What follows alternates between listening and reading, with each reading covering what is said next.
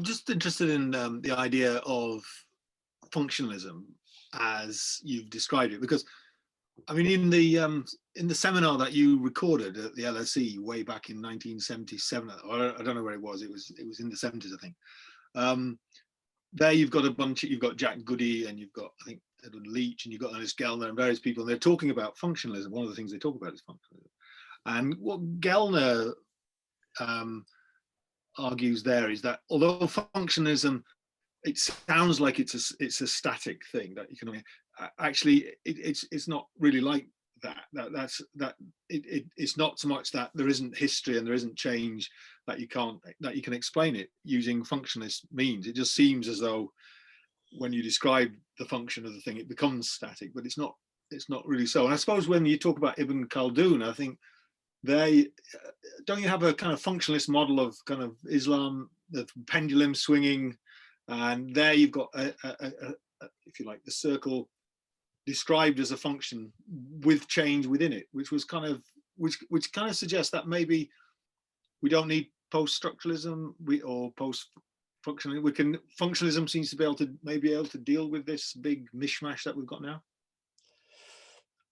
Well, the seminar, which actually was in Cambridge in 76, 77, I mean, Ernest has written some very good things about functionalism. I mean, one of his statements, which I think I may have said before, which is he said it's a lousy philosophical theory, but it produces great results in fieldwork and so on, because it gives you a sense of purpose of trying to see the connections between things. And but he says that it has a false idea that you explain the meaning of things by explaining their current function, because that clearly isn't the case. They were caused by history, not by the fact that they work very well. I mean, there's a division of opinion among anthropologists about whether current things which exist are just there because they've hung on. They're like the human appendix or whatever it is, bits of the body which are absolutely useless, but we still have them.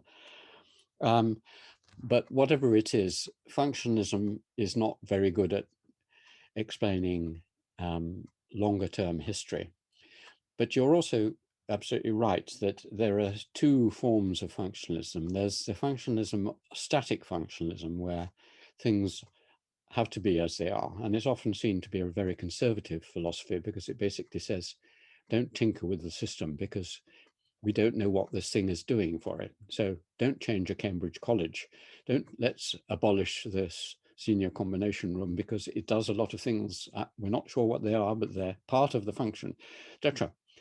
So basically everything is there for a purpose. You know, it's not just randomly there. It's unintended consequences, etc.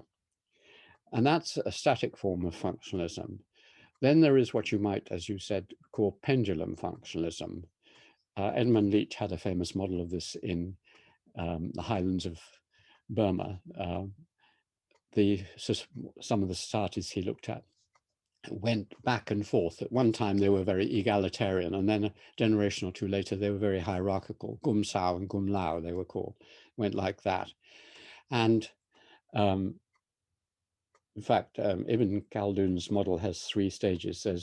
There's the tribesmen on the outside in the city, and the tribesmen are full of spirit and feasting and good life and so on, but they're pretty illiterate and uncivilized. They come in and they destroy the citizens, and for a time they are in the city and things are okay and they're absorbed. But then they lose their spirit, asibaya, as he called it. And then they become townsmen, corrupt. It's like politicians, you know, they're great before they become elected to the House of Commons or the Senate, but, you know, once they get there, they're useless. They're corrupted. Power corrupts, in other words, as the man said. And then there are new savages round. And this was, in many ways, the history of Europe. Khaldun's model is very powerful as a history of many centuries of European history, because Europe was, you know, there was this central Roman civilization or medieval civilization.